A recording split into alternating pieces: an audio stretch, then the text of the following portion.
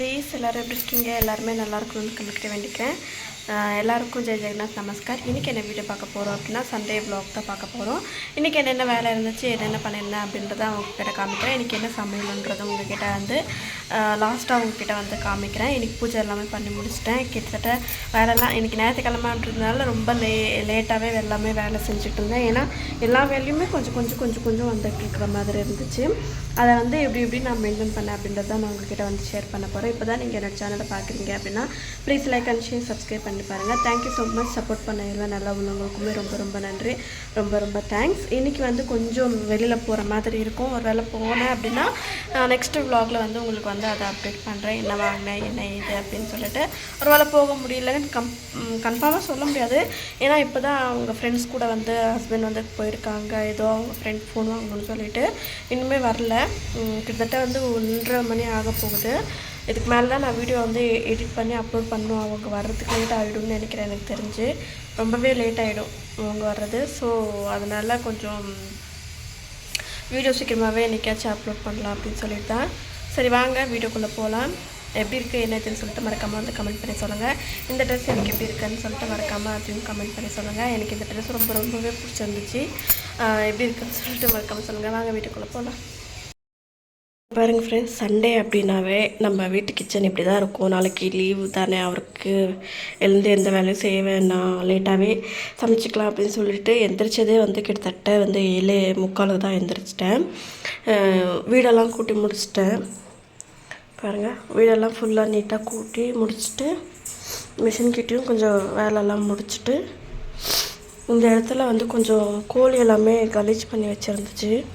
அதை ஃபுல்லாக தண்ணி போட்டு க்ளீன் பண்ணி விட்டேன். பாருங்கள், ஹஸ்பண்ட் வெளில போயிருக்காங்க என்னவோ வாங்கிட்டு வரணும்னு சொல்லிட்டு. அதுக்கப்புறம் வந்து டிசம்பர் பூ வந்து நாங்கள் நட்டு வச்சுருந்தோம். இங்கே பாருங்கள், சூப்பராக இருக்குது. அதில் மலர்ந்து வந்து ஒரு 5-6 பூ வந்து வந்திருக்கு பாருங்கள். சூப்பராக இருக்குது. அங்கே ஒரு குட்டி பூ வச்சுருக்கோம். இது வந்து சாமந்தி. இது என்ன கலருன்னு தெரில, வந்ததுக்கப்புறம் தான் உங்ககிட்ட காமிக்கிறேன். இது வந்து மெஹந்தி செடி, வந்து கிழங்கு. எவ்வளோ ஹைட் போயிடுச்சு, முன்னாடியே காமிச்சிருப்பேன். இங்கே இருந்த இது செடி, அங்கே இருக்கிறது வந்து மல்லிகைப்பூ செடி.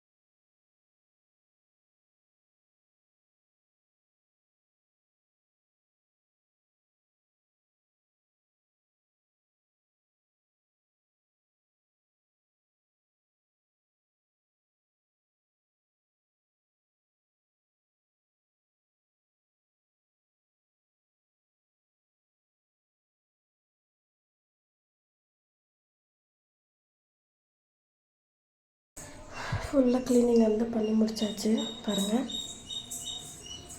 இப்போ வந்து கொஞ்சம் ஸ்டிச்சிங் பண்ண வேண்டியதாக இருக்குது, அர்ஜென்ட்டுன்னு சொல்லியிருந்தாங்க. அதை வந்து இப்போ வந்து ஸ்டிச்சிங் பண்ண போகிறோம். கிச்சன் க்ளீன் பண்ணுறது வந்து நான் வந்து வாய்ஸ் ஓவர் கொடுக்கல, சரி ஸ்டிச்சிங் பண்ணுறதாச்சும் கொஞ்சம் வாய்ஸ் ஓவர் கொடுக்கலாம் அப்படின்னு சொல்லிட்டு.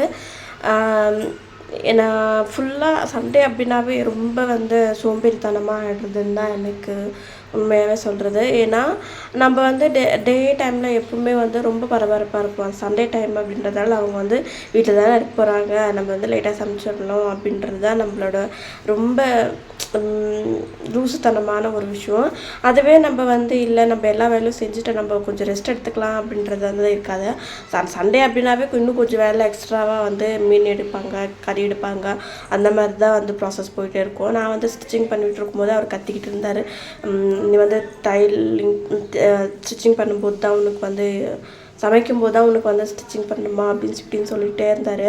நான் வந்து அதெல்லாம் காதில் போட்டுக்காமல் முதல்ல ஸ்டிச்சிங் பண்ணி கொடுத்துட்டேன் அப்படின்னா ஏதோ ஒரு சின்ன அமௌண்ட் ஆச்சு நம்மளுக்கு வருமே, வீட்டு செலவுக்காச்சும் ஆகுமே அப்படின்றத நான் யோசிக்கிறேன். பட் அவரை வந்து முதல்ல வேலை நடக்கணும், முதல்ல வந்து இதான் நடக்கணும் அதான் நடக்கணும்னு இது போடுவார். எனக்கு அது பிடிக்கவே பிடிக்காது. நம்மளுக்கு வந்து இப்போ அர்ஜென்ட் அப்படின்னா கூட பரவாயில்ல, நம்ம வீட்டில் தான் இருக்க போகிறோம், எப்படியும் அந்த டைமுக்குள்ளே நம்ம வந்து சமைச்சிடுவோம். அவர் வந்து 12 மணிக்குள்ளே சமைக்கணும்னு சொன்னாங்க. நான் வந்து 11 மணிக்குள்ளவே நான் வந்து சமைச்சே முடிச்சிட்டேன்.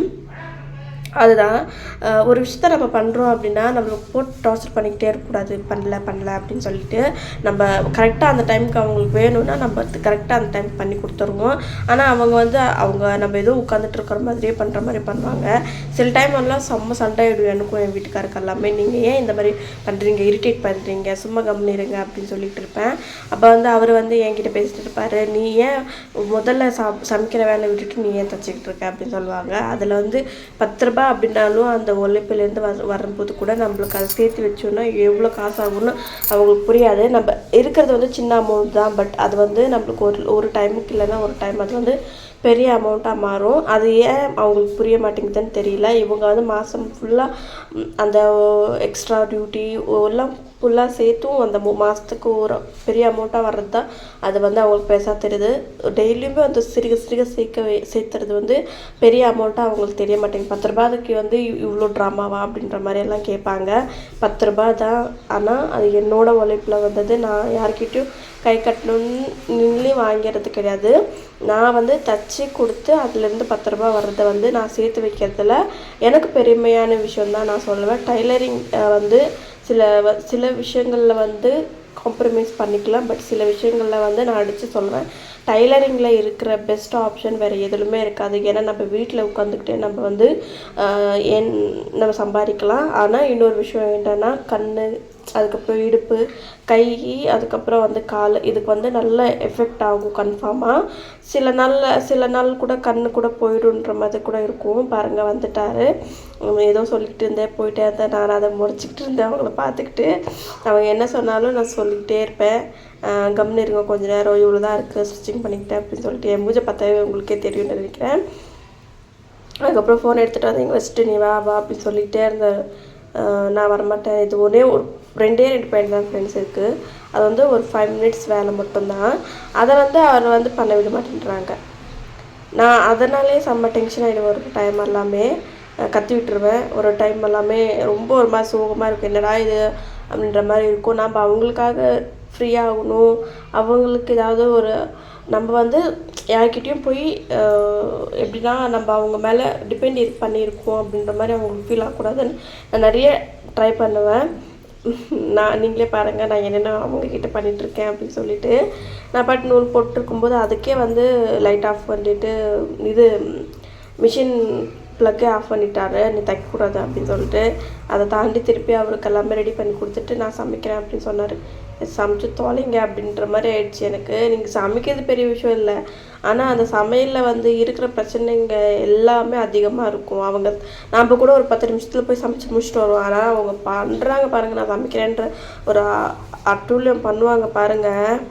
எப்பா சாமி, உண்மையாக அதை வந்து இது பண்ணவே முடியாது.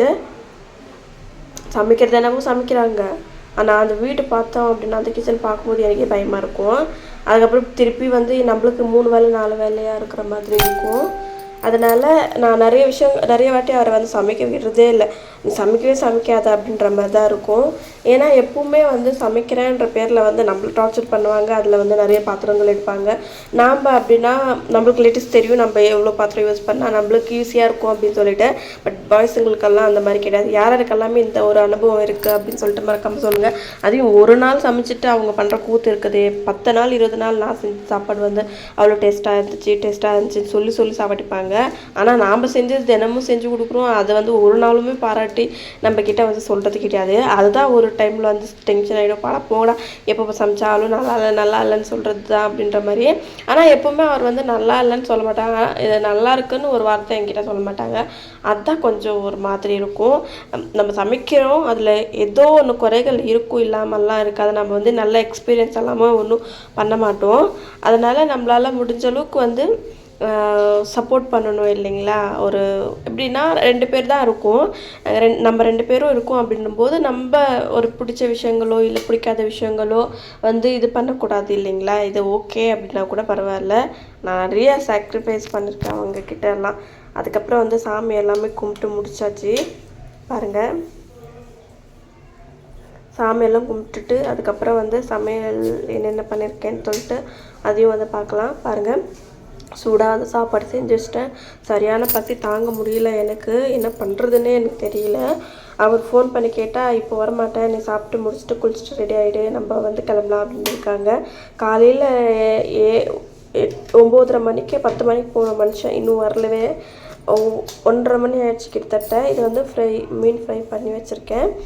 இப்போ வந்து நான் வந்து சாப்பிட்லான்னு தான் நினச்சிட்ருக்கேன். இப்போ நான் சாப்பிட போகிறேன். இன்னும் வேறு அவர் வரல. எனக்கு வேறு பசி தாங்க முடியல, என்ன பண்ணுறதுன்னு தெரியல. சரி ஓகே, வீடியோ வந்து இங்கேயே வந்து நான் எண்ட் பண்ணிக்கிறேன். ஓகே ஃப்ரெண்ட்ஸ், இதுக்கு மேலே வர்றது மேபி வீடியோ எடுத்தேன் அப்படின்னா நான் வந்து நாளைக்கு உங்களுக்கு வந்து வீடியோவில் வந்து அப்லோட் பண்ணுறேன். எனக்கான வீடியோ எப்படி இருந்துச்சுன்னு மறக்காமல் வந்து கமெண்ட் பண்ணி சொல்லுங்கள். நான் வந்து சாப்பிட போகிறேன். அவரை ஃபோன் பண்ணிவிட்டு கேட்டு என்ன இதுன்னு சொல்லிட்டு அதுக்கப்புறம் வந்து சாப்பிட போகிறேன். நீங்களும் போய் சாப்பிடுங்க. இன்றைக்கி யாராவது வீட்டில் என்னென்ன சமையல் அப்படின்னு சொல்லிட்டு மறக்காமல் வந்து கமெண்ட் பண்ணி சொல்லுங்கள். பாய் எல்லாருக்கும். இஷ்குவா.